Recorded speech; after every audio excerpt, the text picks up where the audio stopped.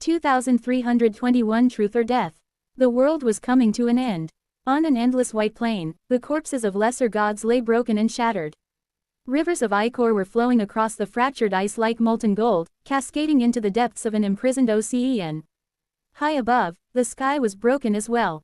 Tendrils of nothingness were seeping through the fissures, slowly consuming the vast expanse of the firmament. A giant was kneeling in the middle of the silent battlefield, grasping his head with two enormous hands. Golden blood and viscous streams of gray matter were flowing through his fingers, and his radiant eyes were darting around, feverish and dazed. His gorgeous ivory armor was torn, and his spear lay on the ice, forgotten, still brimming with the echoes of destructive lightning. The giant was a deity, his spirit as vast as a world. His lips moved, whispering, I am. His whispers were full of dread. Then, he suddenly grew still and glanced down, at the empty vastness of the broken ice in front of him. The giant's expression slowly grew eerily calm, and his voice grew even, sounding deeper and lower than it had before. He lowered his hands, allowing his broken skull to come undone, and spoke. Hail Weaver, firstborn of the forgotten god. As he did, a nebulous figure was suddenly revealed on the ice, shrouded by a tattered mantle and wearing a fearsome mask. A voice that was like 1,000 hopeless prayers resounded from behind the mask, making the giant shiver. Brother, my brother, why are you hiding inside this hideous corpse? The giant laughed with a voice that was not his own, then spoke in an insidious whisper. Ah, must you offend me so, Weaver? Must you abandon all fear when facing the demon of dread? All of us demons have sworn to destroy you. Why are you here? Why have you revealed yourself? The fearsome mask of the nebulous demon stayed still. Weaver remained silent for a while, then spoke.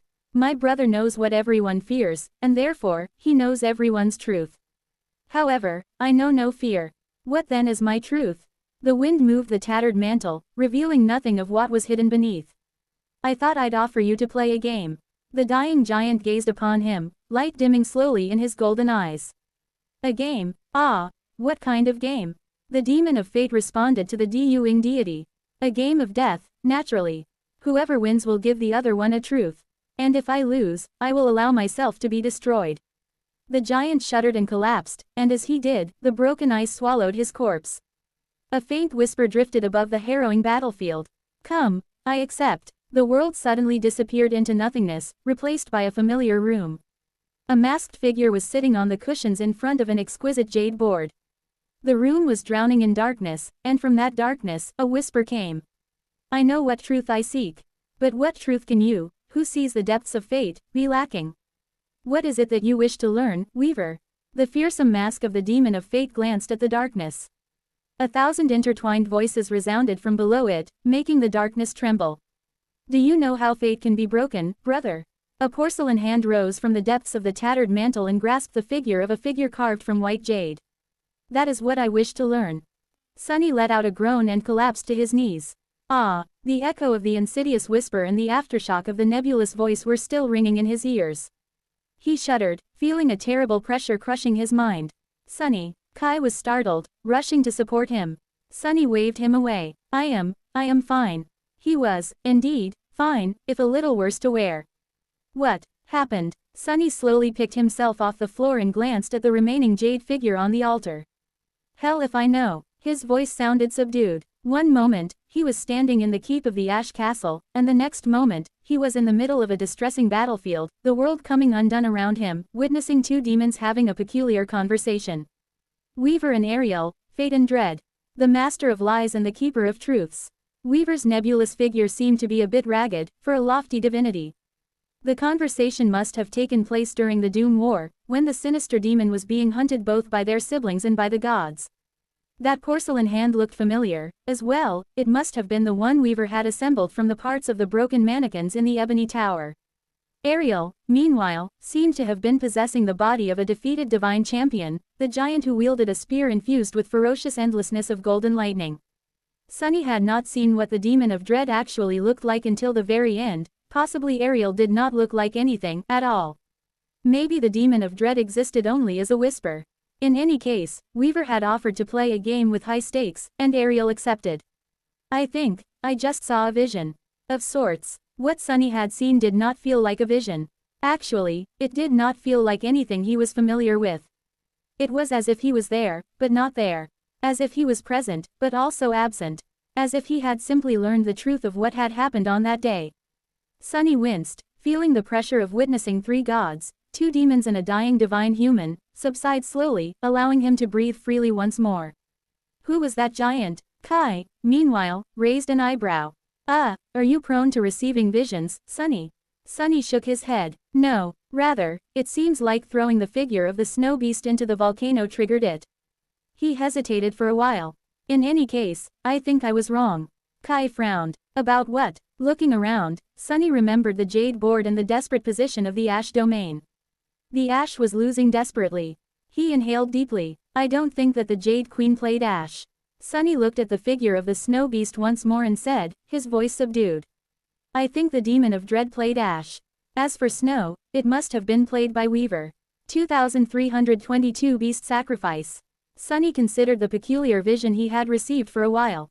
Eventually, his eyes gleamed darkly. They were playing for truths. Ariel had been a collector of truth, but one mystery he could never solve was Weaver. Weaver, meanwhile, seemed to have been interested in finding a way to change fate. That truth alone was priceless. Sunny had suspected that the demon of fate had a complicated relationship with their own source element. Domain. Aspect. In any case, the nightmare spell seemed to have been designed with the explicit purpose of training its carriers to defy and twist fate. Sunny firmly believed that the appraisal the spell gave to those who conquered nightmares was connected to how much they strayed from the original flow of fate, at least. But having a strong suspicion and hearing it with his own two ears were two different things. Granted, Sunny only learned that Weaver was searching for a way to change fate, not why. He did not know what the demon of fate had discovered, either. In any case, the two demons had played death game. The winner was supposed to be rewarded with a truth. And Weaver had utterly crushed Ariel, in the end. Rewarded? Was that what had happened to him? He had sacrificed the figure of a slain figure, and received a truth as a reward. But why that truth, in particular? Sunny stared at the remaining snow beast figure, then at the pit opening into the main vent of the volcano. Wait, was it simply because he wondered who the players of this game had been? My head was full of questions, though. Why this one in particular? Was the answer given at random, or did the strength of a sacrificed figure play a role? Would he learn something far more important if he sacrificed a snow monster figure? A demon, a devil, a tyrant. Suddenly, Sunny was very glad that there were 12 whole snow abominations left on the board. He had many questions. Sunny had spent a decade slowly learning the secrets of the world. By now, he knew more about the truth of existence than almost anyone, but he still desperately needed, to know more. Why had the Doom War started? How did it end? How did the gods die? How did demons perish? Was the forgotten god still imprisoned in the void? Where had the nightmares and the dream realm come from? What had been Weaver's goal? Why was the nightmare spell created? To what end? And countless less grandiose questions, as well. For example, what did he need to do to kill Uri's? What lay at the heart of Shadow Realm? When had the demon of Oblivion died? How could she have been dead before Nether and his siblings rebelled against the gods? I think. A strange smile slowly bloomed on Sunny's face. I think that coming here may have been the best idea of my life, Kai. 12 snow abominations, and the snow beast figure in front of him. Sunny had just discovered a way to pry 13 truths from Ariel's game. Kai gave him a peculiar look. Sunny, can you please snap out of it? You're scaring. Your elegant shadow over there. Yeah. Sunny blinked a couple of times and glanced at Slayer. Slayer seemed perfectly at ease. Kai, however, looked a little nervous. Sunny chuckled. All right, it's just that I discovered a use for the figures of slain snow abominations. I'm a little excited. What answer would he receive next? Sunny reached for the remaining snow figure, but then halted. His expression turned guarded. Am I letting my curiosity trump caution? They had just recently talked about how some truths were too dangerous to learn. Sunny did not need to think too much to remember a dreadful example. They were the runes containing the knowledge of the void that Ariel had left behind in the estuary of the Great River. The closer one's soul was to being divine, the more resistant it was to the corrupting influence of the void. That was why awakening could destroy the seed of nightmare blooming in an aspirant's soul. That was also why Sunny could endure knowing more about the void as a supreme as he could as a master or a saint. But that did not mean that he could endure much of such knowledge, not at all. And he definitely could not endure what Weaver and Ariel could. Even they had not been entirely immune to corruption, so what hope did Sunny have? If Ariel's game granted him a truth that he could not endure, what was he going to do? Sunny hesitated for a while. Wait, isn't it wonderful, though? This incarnation of his was currently separated from the other 6. Their minds and memories would fuse once again after Sunny escaped Ariel's game, but not before it. So even if his mind was infected by corruption as a result of learning something he was not supposed to know, he could simply kill himself. That way, his other incarnations would never come in contact with the forbidden knowledge. Kai frowned a little. What are you thinking about? Sunny shrugged absent-mindedly. Killing myself. Kai was suddenly standing very near, looking at him intensely. No, you mustn't. Sunny glanced at him in confusion. Huh. Kai grabbed his shoulders, a rattled expression on his face. We don't know each other that well, and I won't presume to know what scars lay hidden in your heart, but you must not, Sunny. In this world we live in, a human life can be lost in an instant. But that only makes it more precious, just like your life is precious, too. Sunny scowled. What are you on about, fool? Then, realizing how his words must have sounded to Kai, who could feel their sincerity, he winced. Oh, you misunderstood. I wasn't really thinking about killing myself, just this version of myself, should the need arise. It's not that big of an issue.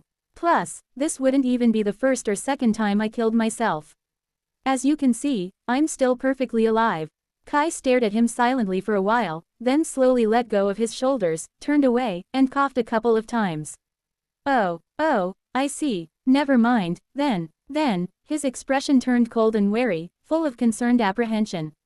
Sunny sighed. This guy, such a handful, really. Listen, why would I kill myself? I am filthy rich, drop-dead gorgeous, have an awesome castle, and my girlfriend is literally the most gorgeous woman in the world. Who would want to die and leave all that behind? Kai glanced at him and shook his head. No, it's not that. I just looked beyond the castle. Sunny raised an eyebrow, and a dark expression appeared on Kai's face. Do you remember saying that we'll have to wait for the adversary to make the first move? Well, he sighed. I think they're making the move now. 2323 Golden Dawn. A second later, Sunny was standing on the edge of the volcano's vast caldera. He had stepped through the shadows while pulling Slayer and Kai with him. Slayer remained impassive, long used to such treatment, while Kai met a little startled. Sunny remained silent for a moment. Come to think of it, that castle is a really awful fortress, isn't it? The ash castle stood above the main vent of the volcano, at the very heart of the caldera, which meant that its walls and towers were lower than the surrounding slopes. One could not see the snowy peaks even from the roof of Donjon, while the adversary would be above the castle as soon as they scaled the volcano and reached the caldera. It was a truly terribly designed defensive fortification. With respect, I don't think now is the proper time to ponder the merits and flaws of an old castle's design. Kai's voice sounded tense. Sunny glanced at him and raised an eyebrow. What do you mean? We are about to be attacked, so when would there be a better time? Smiling faintly, he turned to face the 3 snowy peaks towering in the distance. The moon had fallen beyond the horizon, and the sun was rising. Now that Sunny knew where east was, he could determine where the rest of the cardinal directions were, as well. The ash castle stood on the southern edge of the game board, while the 3 Lan Isam mountains, and the snow castle as well, were in the north. Dawn had painted the sea of clouds below in soft shades of mauve and lilac. The world was darker above the volcanoes, where clouds of smoke and ash obscured the sky, but in the north, Sunny frowned. Hurricane winds were blowing above the distant mountains, and a vast snowstorm was rolling from the north, its billowing walls slowly devouring the world. A few moments later, it crashed into the 3 peaks, sending great plumes of snow into the air. Infused with a dreamy radiance by the golden dawn, the plumes of snow extended south, carried by the wind like streaming tendrils. There is something peculiar about the wind. Sunny looked at Kai. How do you mean? The charming archer hesitated for a few moments, then shrugged. I'm not sure how to describe it. Awakened archers always pay attention to the wind. The speed and direction of the wind matter a lot when making long-distance shorts, after all, so it becomes an instinct. And my instinct is telling me that there is something wrong with the wind. He hesitated for a few moments, and then added with a sigh. Actually, we tend to rely on instinct a lot. Many things affect the flight of an arrow: altitude, temperature, humidity, even the Coriolis effect, anything that has to do with ballistics. Naturally, none of them behave reasonably in the dream realm, so there is no other choice than to develop an instinctual sense of all those things. If you want to hit a target from a great distance, that is. Sunny scratched the tip of his nose. Really? Huh, I just sort of toss things with as much force as I can and hope for the best. Well, I don't rely on sight to aim, so I guess my situation is a bit different. Then, he looked at Slayer and smiled. What about you? Are you a walking encyclopedia of ballistics, as well? Instead of answering, his shadow pointed to the tendrils of snow extending from the Lonesome Mountains. At that moment, the first snowflakes had reached the slopes of the fuming volcano. Then something peculiar happened. The snowstorm swallowed 3 mountains, and at the same time, the tendrils of snow glistened, seemingly absorbing the golden light of dawn. A ripple spread through the sea of clouds below, and the snow seemed to solidify, turning into glass. Soon, unimaginable, ethereal bridges of frozen glass arched above the vibrant sea of golden, pink clouds, spanning dozens of kilometers as they glistened with dreamy light. It was a gorgeous and fantastical view. What mattered the most to Sunny, though, was that the crystal bridges were connecting the snowy mountains to the volcanoes. Are they making a move? He scrunched his face faintly, then looked at Kai and Slayer. I think you guys should prepare to shoot. He could barely see the distant mountains behind the billowing veil of snow that swallowed them. However, he could feel it, a heavy and oppressive feeling that permeated the air, screaming of a looming threat. Kai shivered, prompting Sunny to ask. What do you see? The charming archer hesitated for a few moments, then spoke quietly. On the eastern mountain, the clockwork giant is coming to life. Ice is falling from his joints, and he is reaching for an enormous sword that was thrust into the snow. On the western mountain, the huge worm is slowly unfurling its long body. It's slithering through a tunnel, its head is, at least. That thing is even more enormous than I thought. His gaze shifted a little. And on the mountain right in front of us, the hive of the crystalline insects is in a frenzy. They have already awakened from their slumber and are rushing outside, clearing the entrances of the ice caves from the snow and ice that had blocked them. There are much more of them than it seemed. Sunny frowned. Each of the mountains was connected to one of the volcanoes. So, it was reasonable to assume that the clockwork giant would conquer the eastern volcano, the snow worm would conquer the western volcano, while the crystalline hive would attack the ash castle. He had expected the snow abominations to either go for the empty squares or attack the castle together. But it seemed that they were going to act independently, going for both targets. So, what does it say to me? He had no idea. What Sunny did know at the second was that a swarm of great beasts would soon descend upon him and his companions. He gave Kai a long look, then outstretched a hand. Nothing happened. Damn it. Sunny had wanted to summon the shadow chair, but alas, he had no access to his memories. So, instead, he brushed the ash from a nearby boulder, sat down, and gestured at the ethereal glass bridge. Noticing a confused expression on Kai's face, Sunny smiled. They're all yours. 2324 enemy move. Sunny wanted to see how Kai would fare in a battle against great abominations. The crystalline insects seemed like good practice. Naturally, there was a possibility that the entire hive consisted of cursed ones, instead. But if THAT was true, the 3 of them were already dead. There was nothing much to do. Kai stared at Sunny with a stunned expression. You're really not going to do anything? Sunny smiled pleasantly. How can you say that, buddy? I'll do plenty. Naturally, enjoy the view, relax, appreciate the weather. Oh, I'll craft new arrows while you waste the ones I already made, too. So make every shot count. Kai kept looking at him for a few more seconds, then turned to look at Slayer. He did not say anything, but his expression was quite telling. It was as if Kai wanted to ask, that's what you're dealing with on a daily basis. Slayer spared him a short look and shrugged. Sunny, meanwhile, leaned back and closed his eyes.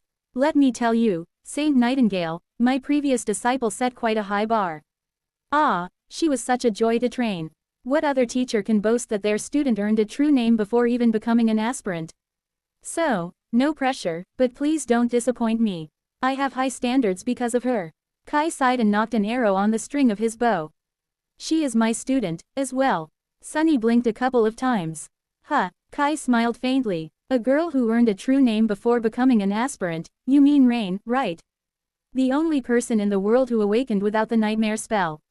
I was her archery tutor for a short while back in NQSC, Num-E-Ruse years ago. I think Effie introduced us. Small world, huh? Sunny cleared his throat. Right, oh, I see. I think she mentioned knowing you. I was the one who convinced you to give her lessons, fool. Naturally, Kai did not remember that. He took a deep breath, raised his bow, and slowly drew it. Then, he spoke evenly, strike true. His clear voice was not loud, but it somehow managed to drown out the howling wind. The stalwart authority contained within it moved the world, making the world listen. Sunny sensed a faint flow of essence, and the arrow he had crafted suddenly seemed much more than it had been before. As Kai allowed the string to escape his relaxed fingers and sent the arrow flying, Sunny remembered his battle against the Dread Lord. Actually, I might have been wrong. Kai seemed to be plagued by doubt, which did not lend itself well to being a sovereign. But, on the other hand, the very nature of his aspect forced him to constantly practice exerting his authority, in a way.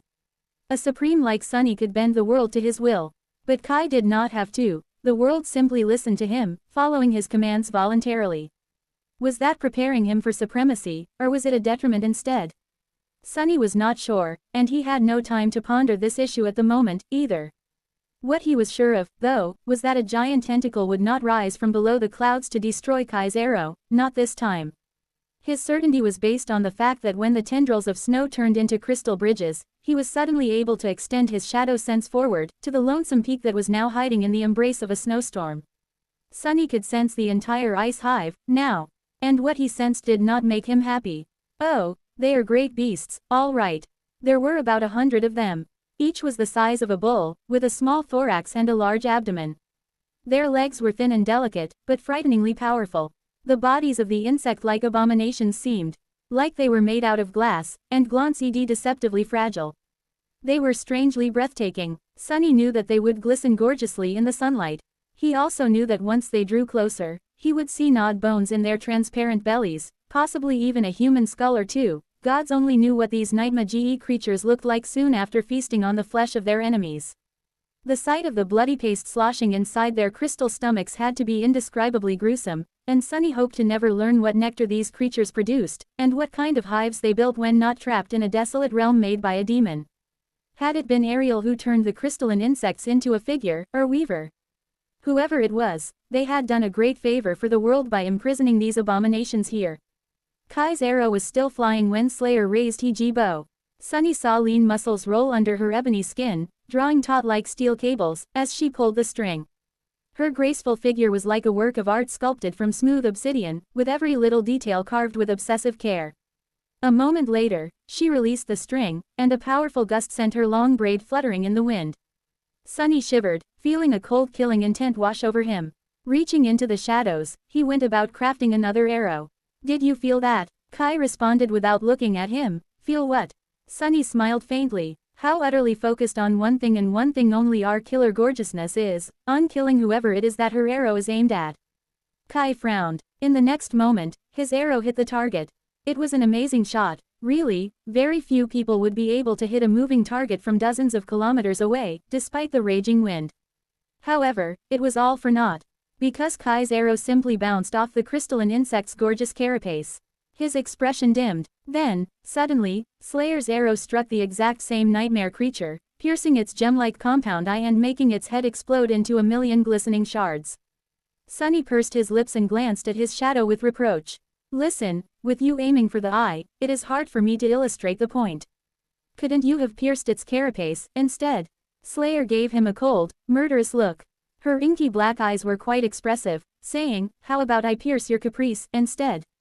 Sunny coughed. Fine, fine, he outstretched a hand, but then remembered that he could not summon the endless spring either. Sunny sighed. What are you guys waiting for? Keep shooting. There's 100 hungry great beasts out there, you know. They'll be here in less than a minute. How numerous do you think you can kill before then? No matter how many it was, he knew that it would not be enough. 2,325 Crystal Hive. Although Sunny insinuated that he was not going to join the battle, in truth, he knew that he would have to. His carefree demeanor was nothing but a facade. The situation was quite bleak. In the west, the enormous worm had finally emerged from the billowing wall of snow. Its massive head reached the ethereal glass bridge, and as its pale body rippled, the cursed beast speedily crawled across the abyss of gilded clouds. The clouds were painted in vibrant shades of gold and magenta, while the gossamer bridge glistened in the sunlight. The sight of it was as gorgeous as the snow worm was grotesque. Its massive body extended and extended from the snowstorm, already spanning several kilometers in length. And yet, Sunny still could not see its tail. In fact, he had a peculiar feeling that he might not see it at all, as if the cursed one's body defied the concept of finality. As if the length of the ghastly nightmare creature was simply infinite, becoming as great as it needed to be. A beast like that could probably devour the roots of an entire realm. And yet, Sunny felt far more pressured by the clockwork giant marching across the fantastical bridge of glass-like snow in the east. Now that the creature had drawn closer, he could discern a few details of its appearance. The giant did, indeed, look somewhat similar to the toy knights they had seen in the Jade Palace. However, that similarly was shallow. The nightmare creature was clearly a construct, its massive body assembled from wood, brass, and weathered hide, shaped to resemble a mighty warrior wearing a suit of heavy armor. Thousands of scars marred its surface, as if the giant had survived a myriad of terrifying battles, as if it had survived every war that had ever been waged, felling myriad enemies with its sword. The giant did not resemble a toy at all. If anything, it resembled a training dummy that had served some warmongering deity before coming alive and subsequently succumbing to corruption. Maybe it had. The giant was marching across the bridge with measured, heavy steps, and even from a great distance, Sunny felt pressured by the unhurried inevitability of its approach. Luckily, the two cursed ones were heading for the two volcanoes that Kai and Slayer had abandoned. The detestable ice hive, however, was heading directly for the Ash Castle. By now, the first of the crystalline abominations were already emerging from the vast network of caves they had perforated the mountain with. Their transparent bodies seemed to ignite under the sun, shining with reflected light. The first few were already on the glass bridge. They stopped, shook the snow and ice of their crystal carapaces and then leapt into the air. Translucent wings unfurled behind them, glowing like golden panes of stained glass. Great, so they can fly, too. Behind a veneer of nonchalance, Sunny felt concerned. He continued to craft arrows while observing the adversary through the shadows. As soon as the first of them rose into the air, its wing shattered, broken by Kai's arrow. The nightmare creature plummeted down, doomed to disappear into the sea of clouds. Before it could, however, two of its kin swooped in, tearing the struggling beast apart and devouring its crystalline flesh. Sunny frowned. Not quick enough. Kai and Slayer were like a two-man, well, one man and one shadow lady, artillery battery. The amount of devastation two transcendent archers could unleash was truly frightening. With each shot, hurricane winds rose and ravaged the slopes of the towering volcano, making the ground shake. Roaring thunderclaps tore apart the silence, making Sunny's ears ring. And they were rapid, too. When he imagined what the two of them could have done to the great alloy ramparts of Falcon Scott, he felt a chill run down his spine. Slayer rapidly killed several abominations, piercing their crystalline bodies without discrimination. Kai, however, had learned his lesson and tried to aim for more vulnerable spots, like the wings or the eyes. He managed to send a few insect-like beasts plummeting into the clouds. As well, two of them were torn apart by their siblings, while the third landed on the ethereal bridge and scurried across its surface, only to die half a dozen moments later when Slayer's arrow pinned it to the glistening glass.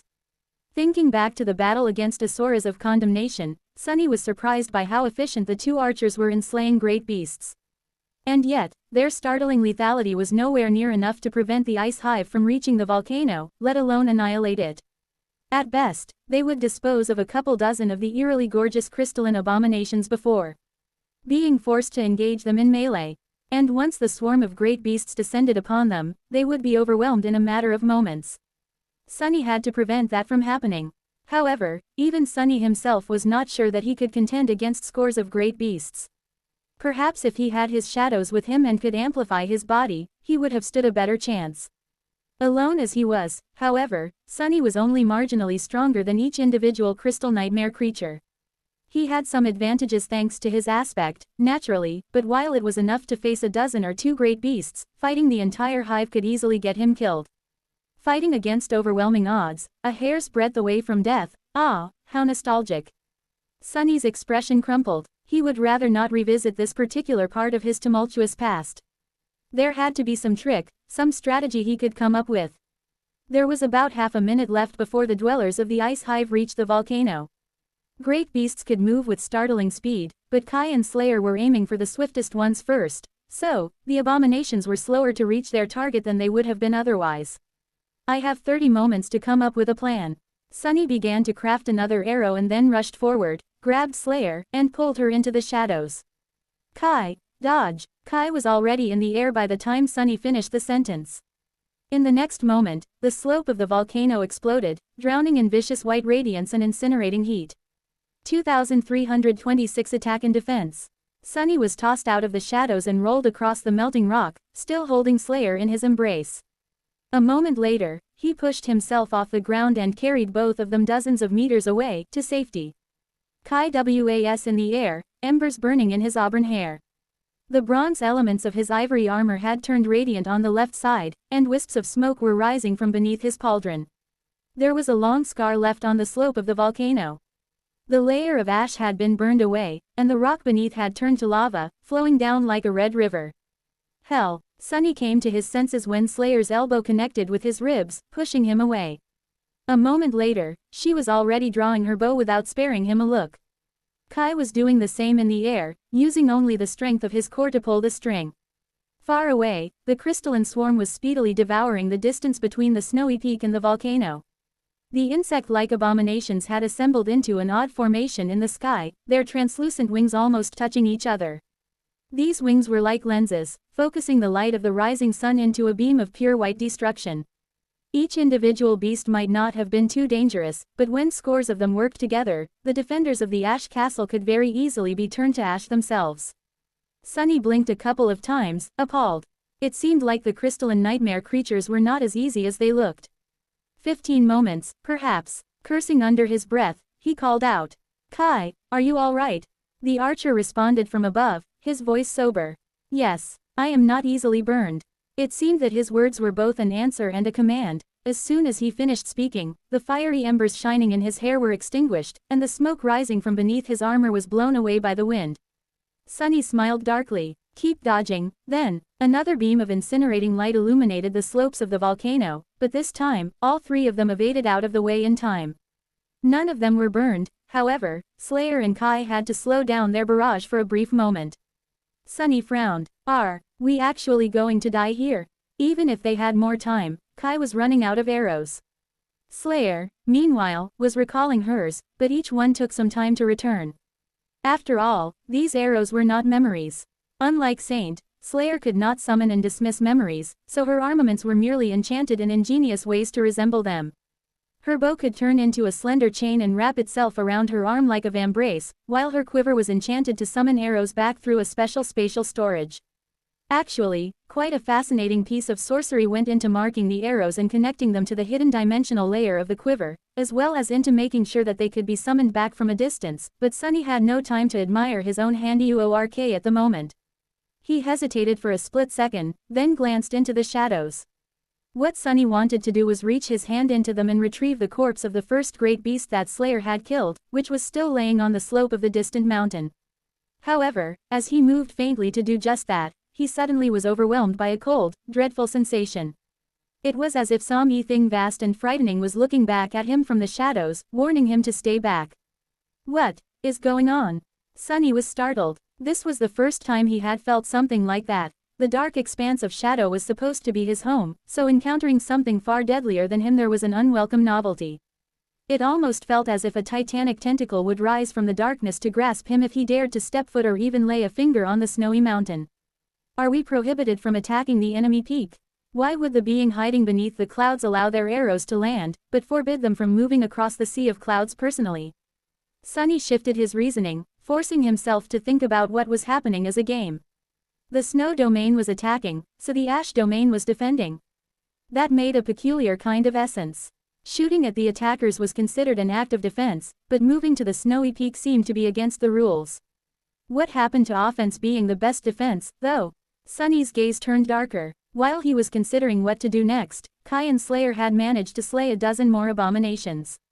The crystalline beasts were quite nearby now, enough so that Sunny could actually see shattered crystals and ancient bones resting inside their transparent bellies.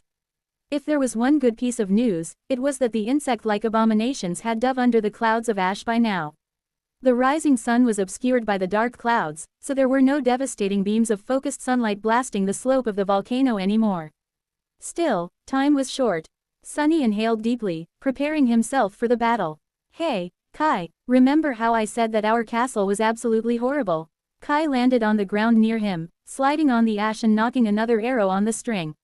Sure, why? Sunny glanced at the approaching swarm of great beasts and smiled. I changed my mind. Let's retreat into the castle, right now. Kai sent his arrow flying, looked at him briefly, then shot toward the ash castle without saying another word. Slayer followed, rushing into the caldera with breathtaking speed. For a few seconds, Sunny was left alone on the pinnacle of the fuming volcano, looking at the swarm of snow beasts chillingly. Weaver, you bastard! Had Weaver known that someone would come to retrieve a part of their legacy from Ariel's game, one day? They had to, otherwise, it wouldn't have been hidden here in the first place. So why the hell couldn't that damn demon make retrieving their legacy a little easier? Cursing the demon of fate, Sunny called upon the shadows. In the next moment, hundreds of long spikes grew from the slope of the volcano, each ending in an awfully sharp tip. And then, all of them shot into the dark sky, rising to meet the descending swarm like a welcoming salvo. Using the barrage of shadows as a cover, Sunny retreated toward the Ash Castle. 2327 Proper Siege. By the time Sunny reached the main keep of the crumbling fortress, Kai and Slayer were already there. The vast interior of the castle was just as they had left it, vast, dark, and filled with nothing but smoke and ash. What's the plan? Kai tried to sound calm, but there was a hint of tension in his voice. Sunny hesitated for a moment. Now might be a good time to start praying. The gods were dead, though, so there was really no point. He flashed the charming archer a grin. Hey, don't be too worried. This is not even one of the top 10 worst situations I've been in. Care forced out a pale smile. Oh, that's a relief, then. Just out of curiosity, though, what might one of the top 10 worst situations you've been in look like? Sunny scratched the back of his head. Well, this one time, I met a particularly loathsome bird. That one was pretty gruesome. Did I mention that I hate birds, by the way? Crow would have been quite offended to hear him saying that, but luckily, the peculiar echo was not here right now. Sunny turned to the gates of the keep. In any way, the plan is simple. Answering his call, the shadows surged and rose. A moment later, all three entrances to the hollow interior of the Ash Castle, the gate and the circular openings in its floor and roof, were blocked by impenetrable walls of solidified shadows. Despite the questionable design of the ancient castle, it still offered a vital advantage to its defenders. There were only so many ways the enemy could get inside. Sunny doubted that the great beasts would be able to bring the walls of the keep down, which meant that he could siphon them into a narrow passage or two. That was not exactly a trump card, but it was definitely better than fighting a hive of flying nightmare creatures in the open. My shadows will slow those bees, those ants. They will slow those bugs down, but not stop them. Once the vermin start to break through, I will engage them in melee, while you two will support me from the back. If more than one entrance is breached, we will each concentrate on one. Now that all entrances to the keep were barricaded, it was completely dark inside. Luckily, none of the defenders required light to see, Kai due to his awakened ability, Sunny and Slayer due to being shadows. Kai counted the arrows in his quiver and frowned. I must say, as far as plans go, he did not get to finish, however, because at that moment, something crashed into the roof of the keep. Then, something scraped against the ancient stone. And then, more and more scraping sounds surrounded them, echoing in the darkness. Kai's face paled as he glanced up, his gaze penetrating the walls of the ancient fortress. Sunny could sense what was happening outside, as well. His expression dimmed, the muffled impacts and the dreadful skr of ping fused into a strange litany, and then, the castle shook again as a deafening thunderclap made him wince. The crystalline abominations had landed on the walls and the roof of the keep and were now ramming their bodies into the wall of shadows barring its main entrance. The first crack appeared on the surface of the manifested shadow. Hold. As Kai commanded the dark barricade to stay intact, the second impact failed to produce a new crack. The third, however, did not. Sunny frowned. What to do? It used to be that he always lacked the means to deal with the endless tribulations facing him, searching for solutions desperately. Now that Sunny was a supreme titan, however, there were almost too many tools at his disposal. His versatility was nothing short of singular, so it was not so much a question of finding a solution as a question of choosing the best solution out of many that were available to him. Taking a deep breath, Sunny split his mind into 3 streams. Prepare yourselves. One stream focused on repairing the crumbling barricades, as well as manifesting shadows outside the castle. As the great beasts attacked it, sharp spikes protruded from its walls, impaling them. Black hands rose from the ash to break their limbs, and heavy chains wrapped themselves around their bodies, pulling them onto the spikes. Sadly, the great beasts were both too powerful and too cunning to be severely harmed by the manifested shadows.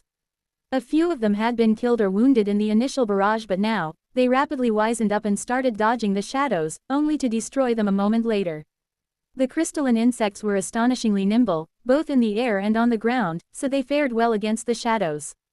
Still, they were forced to concentrate on destroying the barricades, which allowed Sunny to focus his countermeasures only on those spots and thus increase his efficiency. It was a proper siege, one where the besieging army consisted of enormous glass-like insects, while the defending army consisted of one man controlling the shadows cast by the castle, but a proper one nevertheless. The second mind stream was reserved for controlling Sunny's own body in the inevitable melee. While the third partition of his mind was responsible for analyzing the situation and looking for the best solution to it. Sunny felt like he was missing something, and this feeling of making a mistake was driving him mad. Above, a violent impact shook the castle, and the seal of shadows blocking the opening in the roof of the keep suddenly fractured. A crystalline body exploded from the rain of black debris, but before it could lunge at the three defenders, 2 arrows hit its head. Kai pierced its left eye, while Slayer pierced its right eye. The body of the enormous crystal insect plummeted down, while another got stuck in the quickly mending barricade. It would have freed itself a second later, but a split second later, a black arrow slid in the crack between its thorax and abdomen, severing the great beast in two. Slayer had killed it, and therefore, the handy bracelet spoke into Sunny's ear. "You have slain an enemy." He scowled. "What am I missing?" Just then, the largest of the barricades, the one blocking the gate of the keep, was torn open by a wide fracture. Crystalline bodies filled the breach. Grasping his odachi, Sunny rushed forward. "Whatever it is, I hope I'll figure it out soon." He dove into the familiar cradle of battle. 2328 Crown of Horns. Sunny rushed forward as the first of the crystalline insects burst through the breach. These great glass-like horrors glanced like grotesque bees, but also somewhat like dreadful ants, considering their warlike behavior. However, he decided to call them the crystal wasps. The crystal wasps were great beasts, while he was a supreme titan. By all means, he was supposed to be much more powerful as far as pure physical prowess went, but it was not that easy. After all, his was a human body, while their physique was anything but. Both a mouse and an elephant were beasts, but were they equal in strength? No. Similarly, humans were often physically inferior to nightmare creatures, even if their rank was the same. Sunny was still a titan, though, so even his modest human body was stronger, faster, and more resilient than each of the grotesque abominations. And, naturally, nothing really prevented him from assuming a different form. As Sunny dashed forward, his body turned into a surging wave of unfathomable darkness and then solidified into the fearsome form of a four-armed fiend. This time, he wasn't creating a shell from the surrounding shadows. Instead, he simply turned himself into a shadow spawn. After all, Sunny was himself a shadow now. His human appearance was merely a form he assumed, so if he was familiar with a different one well enough, he could just as easily become something else. His shadow spawn form glanced pretty much exactly as the devil he had been in the second nightmare, towering at 3 meters in height, encased in the fearsome black carapace of the jade mantle, and with 4 hands ready to tear and rend the flesh of his enemies. If there was one difference, though, it was that 7 horns were crowning his head now instead of 4. Suddenly, the crystal wasps did not dwarf him anymore. Neither were they as threatening anymore. But they were still great beasts. Even if Sunny was stronger than them, he was still vulnerable to their malice.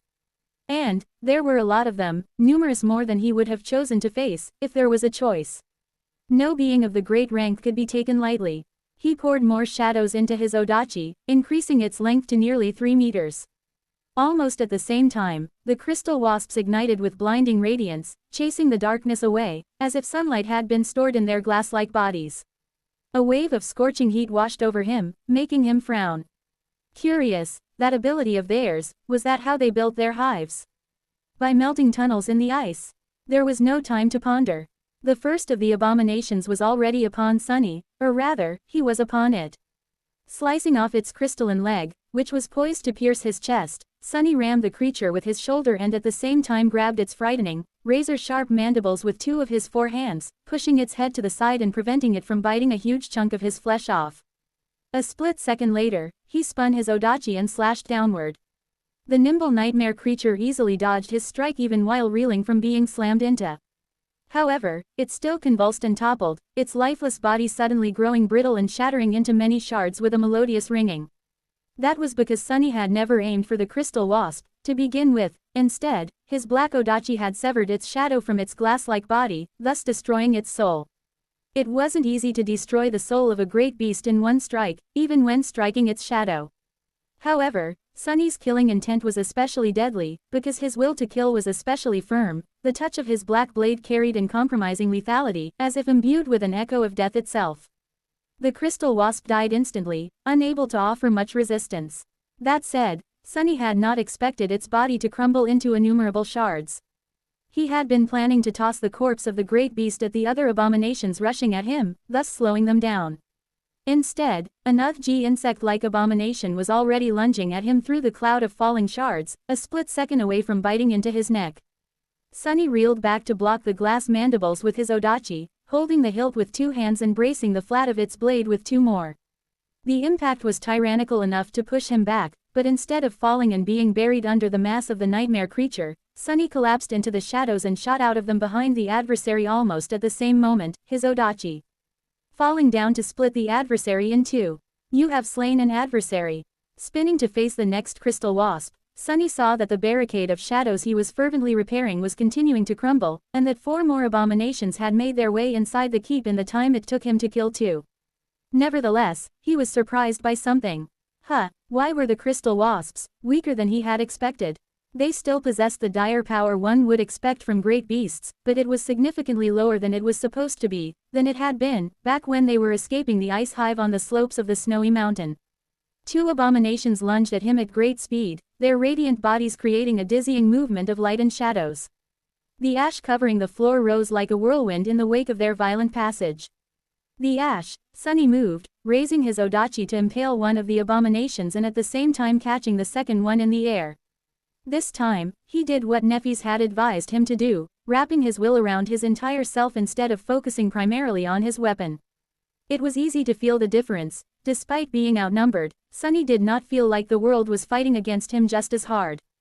The willpower of the ice hive was pressuring him like a crushing wave, but strangely enough, Sunny was like a fish, cutting through it almost with ease. He slammed one of the crystal wasps into the floor, causing the entire ash castle to tremble and for a web of cracks to appear on its transparent carapace. The second abomination was impaled on his great odachi, but that did not seem to slow it down much. Its side-like legs scraped against the surface of the jade mantle, and the creature pushed itself lower across the length of the black sword, aiming to shred Sunny to pieces. The weight of its body was immense enough to make him stagger. His armored foot descended upon the crystal wasp on the floor, Shishati tearing its already cracked head, and at the same time, his tail wrapped itself around the second nightmare creature's thin neck. You have slain an adversary. Falling on all fours, on all six, to be precise, Sunny used his tail to send the great beast flying back. As if shot from a sling, the nightmare creature flew through the air and crashed into its advancing kin. That's 4. In the time it took Sunny to kill 4 crystal wasps, 8 more had breached the barricade. The wall of shadows was collapsing faster than he could repair it, and the breach was growing wider with each second. Sunny glanced at the mass of crystalline abominations somberly. Damnation. 2329 defensive advantage. Sunny had faced 7 saints as a transcendent, and now, he had to face a swarm of great beasts as a supreme. The crystalline bodies of the eerily radiant abominations were shining blindingly with imprisoned sunlight, and shadows danced as they moved. Flakes of ash swirled in the air. Ash. Moving between shadows, Sunny suddenly had an epiphany. He had noted that the crystal wasps seemed weakened, and now, he suddenly understood why. The answer lay in the rules of Death Game. As Sishan had mentioned, positioning and territorial conquest played an important role in this ancient game. That way, the power of domains was expressed through rules. Figures had an advantage while defending squares of the same color, and were disadvantaged when attacking squares of the opposite color. The disadvantage diminished the more the besieged square was surrounded by the adversary domain. Ariel's game was based on the same rules, so, the Ash Castle bordered 2 volcanoes and 1 snowy mountain. Actually, was it 3 snowy mountains? Did diagonal borders count? In any case, it was not entirely. Surrounded by the snow domain, which meant that Sunny was supposed to have some kind of advantage. He had not felt any boost to his power, though, which meant that his advantage lay elsewhere. To be precise, it was the abominations of the snow domain who were weakened by the surrounding ash. That is good to know. Another piece of the puzzle was solved, and armed with that knowledge, he would be able to plan his subsequent moves better. For now, however, Sunny had to survive the enemy move. His mastery of Shadow Step, which had long been woven into his battle art, allowed him a supreme degree of mobility on the battlefield. That was why the Crystal Wasps could not immediately overwhelm him despite their superior numbers. Sadly, Sunny was not entirely free to move however he wanted, either. After all, he was supposed to serve as an impenetrable wall between the abominations and his allies. Therefore, he could not allow the great beasts to advance too far into the interior of the Ash Castle, meaning that he had to spend most of his time in front of the advancing swarm. The issue was further exacerbated by the fact that in a battle between great nightmare creatures and a supreme being, the distinction between tangible and intangible was less meaningful than it would be for weaker CG-eaters.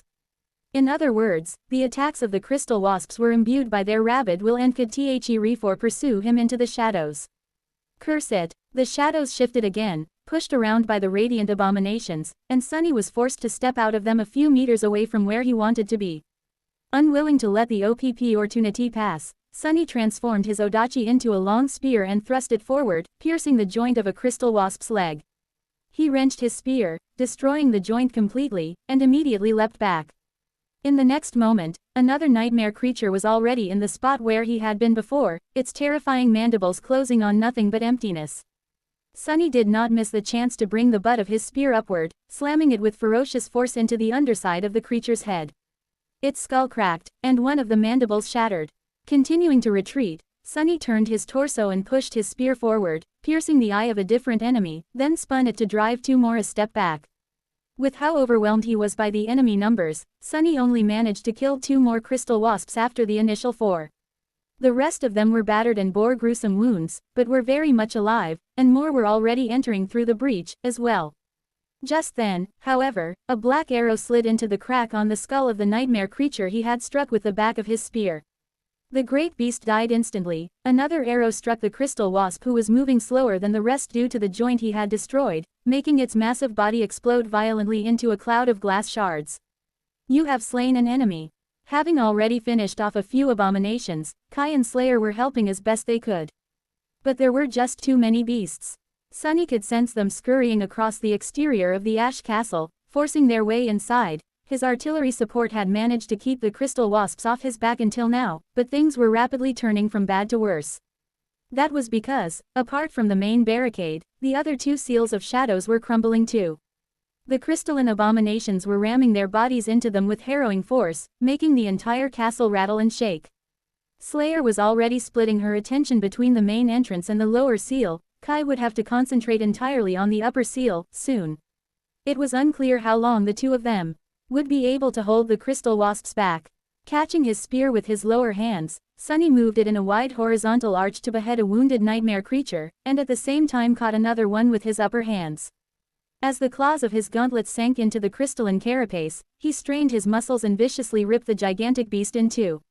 That cost him. Not a second later, something slammed into his back, and he felt a sharp pain permeating his body. Roaring, he spun, grabbed the attacking Crystal Wasp by the neck, and then slammed its head with his own. The nightmare creature's head exploded into a rain of shards, and it fell into the ash, lifeless. You have slain an enemy. This can't go on much longer. What was he missing? A part of his mind was still trying to puzzle out the peculiar feeling of failing to realize something. As he did, an especially violent impact shook the castle, and the upper seal collapsed completely. Pale light poured into the dark interior of the keep, and then the darkness was torn apart by the radiant figures of the Crystal Wasps that burst inside, spreading to scurry across the ceiling. Slayer dodged a falling piece of rabble and gracefully dismissed her bow. Unsheathing her 2 swords, she lingered for a moment and tossed one of them to Kai. He caught it easily and flew back, hovering just behind her. Sunny, what's the plan? Losing his cover fire, Sunny was forced to retreat, as well. Stepping out of the shadows back to back with them, he allowed himself to return to his human form and glanced at the swarm of great beasts surrounding them from all sides. Ah, I see now. His lips twisted into a vicious smile. No worries. Leave it to me, buddy, my plan is to slaughter them all. 2330 Volcanic Glass. Sunny was no stranger to strategic retreats. There was no shame in running away with his tail tucked between his legs. When facing an adversary that he could not defeat, that was the best choice. And just a few seconds ago, Sunny had been sure that they would not be able to defeat the Ice Hive. The problem, though, was that there was nowhere for them to retreat. They were trapped rooted on the volcano, and trying to escape it would provoke the ire of the being that dwelled beneath the clouds. Sunny had considered destroying the chains holding the ash castle above the main vent and plummeting into the fiery depths with the crystal wasps, but that did not seem like a good idea either. And then, it hit him. You have slain an adversary. Ah, Sunny suddenly realized that there was a disadvantage to possessing overwhelming strength. Being strong tended to make one stupid. He had grown powerful enough as a sovereign to develop bad habits. No, truthfully, it might have started to happen all the way back when he was a saint. When Sunny had been weak, he obsessively considered every single possibility to find a way to survive. But after becoming strong, he fell into the habit of relying more on his strength than on his mind, wrecking his enemies like a supreme sledgehammer. That was why he had been slow to understand how to defeat the Ice Hive. I have slain these enemies. Sunny had killed about 10 crystal wasps, and Slayer had killed a dozen more, first as they flew across the sea of clouds, and then here in the main keep of the Ash Castle. The handy bracelet had announced the kills, even if it couldn't determine the rank and class of the slain enemies. It couldn't determine THEM because Sunny's cores were already saturated, and he received no shadow fragments for the kills. However, that did not mean that he received nothing. The shades of the slain crystal wasps would still enter his soul sea, even if Sunny had no access to his soul sea and was cut off from his domain. They would. He was pretty sure that even Ariel would not have been able to change that. And why would he? Why would Ariel rob the Ash Tyrant of all power? Sunny and Kai could not summon new memories, but the memories they had summoned before entering Ariel's game were still working as intended. He was pretty sure that if he created new ones, they would be able to use them as well. Apart from that, some facets of their aspects were suppressed, but their aspect abilities still worked just fine. Sunny could use his dormant, awakened, ascended, and transcendent abilities. So why wouldn't he be able to use his supreme ability? His domain was not gone, after all. It was merely replaced with the domain of Ash. Wouldn't it be reasonable to assume that his Su-Ro Reem ability was also substituted instead of being entirely blocked? What was the point of granting him a domain if he could not make use of it? I see now. This should work, right? Having thought that, Sunny immediately erased the thought from his mind. A new thought took its place. I see now. This will definitely work. There was no place for doubt if one wanted to force his will upon the world. And Sunny was going to do just that, even if he could not enter his soul sea and summon the shades he had earned before entering Ariel's game. Who was to say that he could not summon the shades he had earned after entering it? Even if someone said it, Sunny was not obliged to believe them. So, just as the crystal wasps surrounded them, some of them rushing across the ash covering the floor of the castle, some moving across its ceiling, Sunny inhaled deeply and turned into a shadow. Then, he activated his supreme ability, opening a gate between his soul and the world. And called upon the shades. For a moment, nothing happened. Sunny. Kai's voice sounded nervous. Slayer, meanwhile, crouched into a low stance, preparing to take as many great beasts as she could with her into the embrace of death. Then, a gust of cold wind blew across the interior of the ash castle, and the ash stirred. The ash stirred and rose, forming dark shapes. Just as the crystal wasps rushed to devour Sunny and his companions, obsidian wasps, shades formed by ash, their bodies resembling volcanic glass, rose to face them. There were 20 of them, so the enemy still outnumbered the defenders of the castle manifold. But it did not matter. Because with each great abomination they killed, a supreme shade would join the ranks of the defenders.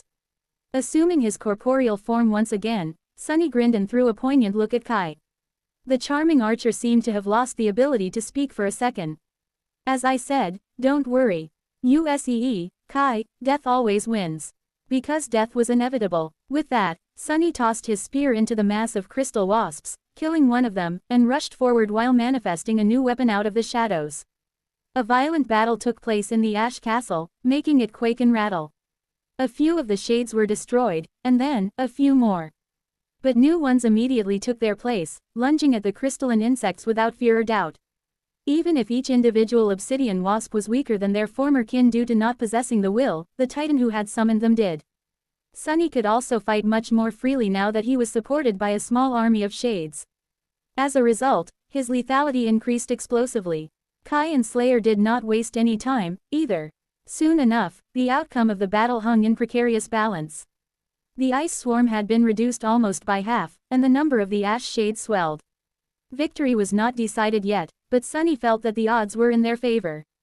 It was then that a subtle ripple seemed to spread through the world. Almost at the same moment, the remaining crystal wasps did something peculiar. They all turned back and rushed away, escaping the ash castle. Sunny was startled. Are they fleeing? Since when had nightmare creatures, mere beasts, no less, had enough presence of mind to suppress their frenzy and flee from an unfavorable battle? Frowning, he followed the crystal wasps outside. Cresting the edge of the caldera, Sunny witnessed a breathtaking sight. The crystal wasps were flying back to the distant mountain. The sun had risen above the horizon, and the golden light of dawn turned into bright daylight. And almost as soon as dawn burned itself out, the resplendent radiance of the ethereal glass bridges dimmed. The gossamer bridges crumbled, turning into plumes of snow, and were dispersed by the wind. Before too long, nothing connected the lonesome mountains once again. The dawn was over, and with it, the enemy move came to an end.